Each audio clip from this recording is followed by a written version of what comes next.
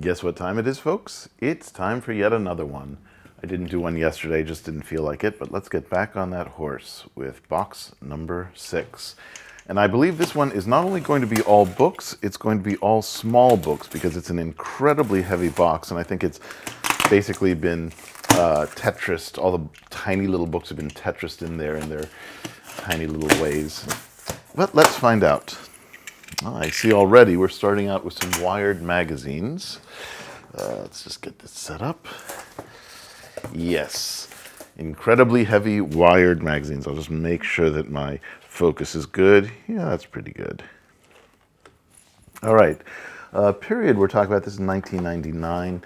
These are some of the later ones. I think that I started collecting some of these like at the beginning, toward the beginning, which I think was like 1991, 1990 or so. But these ones are all a little bit later. Oh, this one is from 96. All right. Looks like a lot of comics. And I love comics, so you're probably going to hear a bit of a monologue here. Nina Paley's a wonderful San Francisco cartoonist. I met her a couple times. I've been following Alison Bechdel, who, by the way, won a MacArthur grant several years ago, but I've been following her since the beginning of her career. She started doing a strip called Dykes to Watch Out For in the 80s. And some of my books from her are signed. I think I might have sold some of the signed ones. But yeah, she's great. She's also an Oberlin graduate. I've met her a few times, and I have a T-shirt I bought from her in like 1989 or 1990. And I've showed up to her book signings wearing it, and she's like, oh my God, somebody has that still going on. This is a wonderful furry comic that's been going for years. It might still be going. I stopped following it for a while, but it's better than, it deserves more attention. Another Alison Bechdel. I just opened these up to see if any of these are signed. Bisexual comic, wonderful. Ooh, Old Doonesbury's. For those of you who are not Americans, you might not be familiar with Doonesbury. Doonesbury was a really radical cartoon. It was a very, very smart political cartoon that showed up in the daily papers and would usually draw a lot of letters because very smart, very smart. Here's the book for Associated Student Bodies. This was a furry comic right around when I got involved in furry, like 1998, 99. Went on for a year or two. And they compiled them all into this book. I have all the original copies, and apparently those have some value. It's the story of a young gay lion going off to college. A college that's obviously Stanford, by the way. But anyway. Oh man, I love so many of the books in here. Ozzie and Millie by Dana Simpson, formerly known by a different name, which I'm covering. Another furry comic, very sweet-hearted. And by the way, Dana Simpson has gone on to do very big things. She had a TV show optioned for Phoebe and Her Unicorn, which has been a very popular series of children's books. More Kevin and Kel, more Dykes to Watch Out For. Howard Cruz, one of the great graphic designer type comics. And I say graphic designer type comics because his line work and his composition are just amazing. And in fact, he worked as a commercial artist, I think, during his day job. I have a couple copies of that, Dancing Naked with the Angels. Gay cartoonist. It didn't start out as a gay cartoonist. I mean, he was gay, but he didn't write about it until later. He had a gay character, and then that just kind of developed. I'm just going to refocus here a little bit. That should be fine. All right. Ellen Forney, another sort of the same era as some of the others I mentioned, like Nina Paley. These were all sort of in the 90s. Fokke and Sukke, which my Dutch friends know exactly what that is. Fantastic, hilarious Dutch cartoon. of which there are many books, which now hopefully I can read. They use very idiomatic speech, so it's kind of hard to read if you don't know the language fairly well. Kamagurka, more Dutch comics, ridiculous Dutch comics. One of the original Omaha the Cat Dancers, which was very important in the furry fandom. It was a very popular comic, sexually oriented, but although not sex focused, I would say. It came from outside of the furry community, but is well known within it. More Alison Bechdel. Again, I have to just check. It looks like I probably sold all of the signed ones, or almost all of them. Asterix. That one's in Dutch. Yeah, these are in Dutch.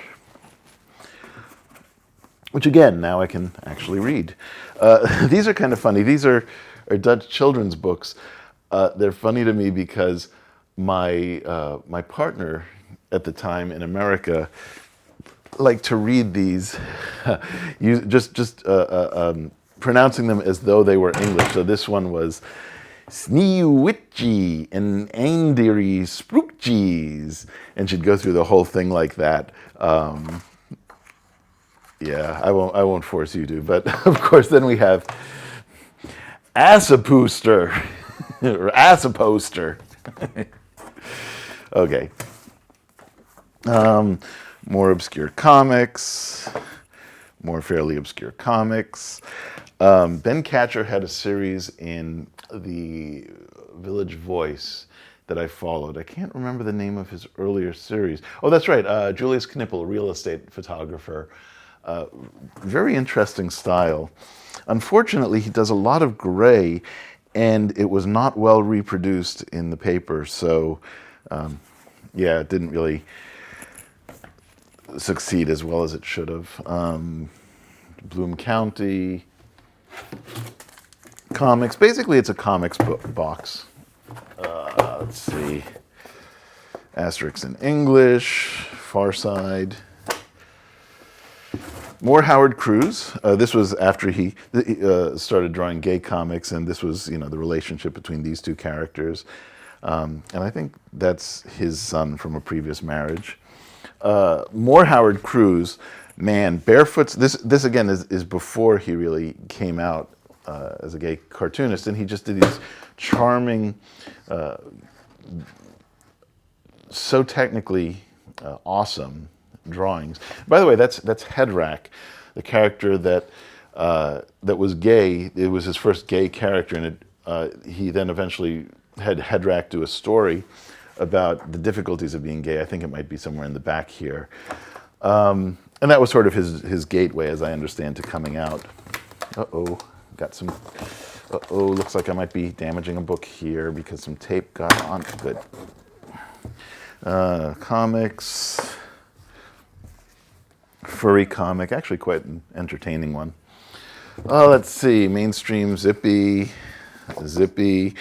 Ooh, rare Doonesbury. I think it's rare. I don't know how rare it is, but it is intact. It's all of these stamps of the Doonesbury characters and situations, and just ridiculous.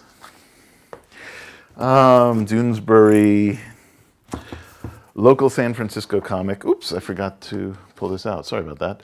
Local San Francisco comic making fun of the municipal railroad, which is known as Muni.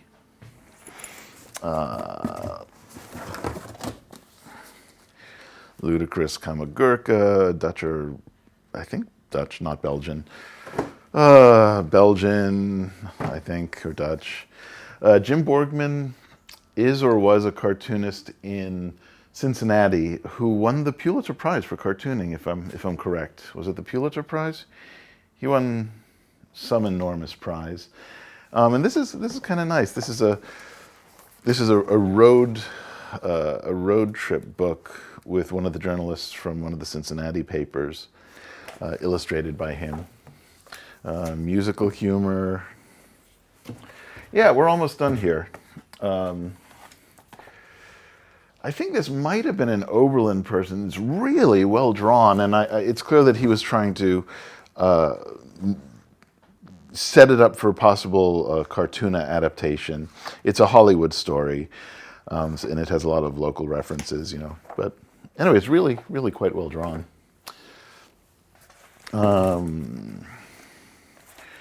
Chris Ware, who has really redefined the comic book, graphic novel, storytelling in a lot of ways. Again, I really like the graphic designer type comic strip artists, and just the drawings here are pristine, just amazing. And then the last thing is Dan Ferraro. Fun Stuff was in the newspapers. And that's it. Nothing really fascinating from a personal point of view, but, you know, some nice comics.